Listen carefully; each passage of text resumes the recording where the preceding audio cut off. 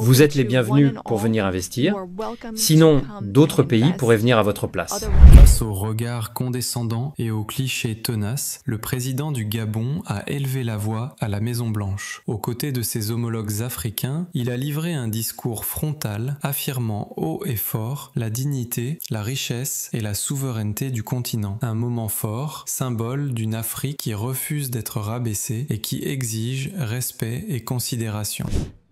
Je voudrais vous féliciter, Monsieur le Président, pour le succès que vous avez obtenu en concluant un accord de paix entre le Rwanda et la RDC. L'Afrique est un vaste continent qui a de nombreux problèmes, et nous comptons vraiment sur vous pour votre assistance au Soudan, car aucun investissement ne peut être réalisé lorsqu'il y a une guerre. Pour les investissements, il faut la paix. Les autres chefs d'État qui sont ici avec moi représentent des pays en paix, et cela dure depuis un certain temps. Nous avons également des matières premières, des minerais, des terres rares. Nous ne sommes pas des pays pauvres. Nous sommes des pays riches en matières premières, mais nous avons besoin de partenaires pour nous soutenir et nous aider à développer ces ressources avec des partenariats gagnant-gagnant. C'est notre souhait. J'écoute souvent vos remarques et vos discours, Monsieur le Président. Nous voulons également que nos matières premières soient transformées localement dans notre pays afin que nous puissions créer de la valeur et des emplois pour nos jeunes, pour qu'ils arrêtent de mourir. Nous avons des jeunes qui se noient en mer, dans l'océan, pour aller dans d'autres pays. C'est ce que nous voulons, une transformation locale des matières premières.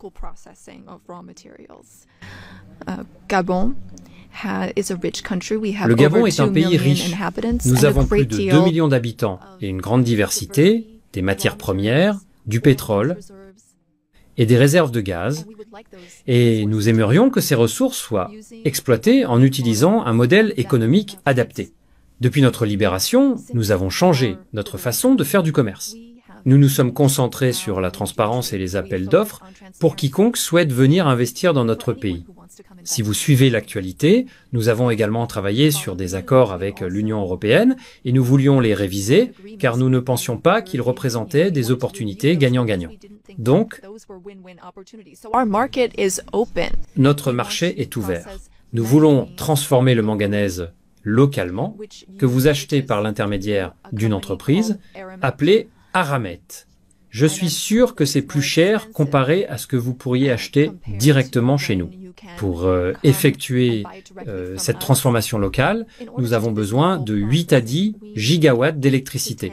Là encore, c'est un appel d'offres ouvert. Toute entreprise américaine qui souhaite investir dans l'électricité au Gabon est la bienvenue pour saisir cette opportunité.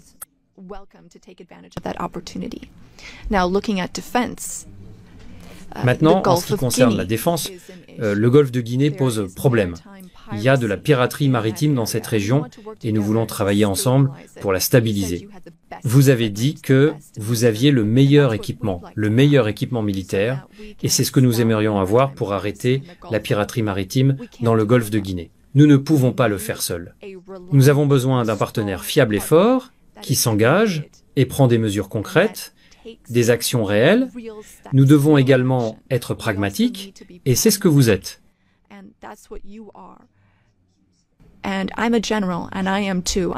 Je suis général et moi aussi je suis pragmatique.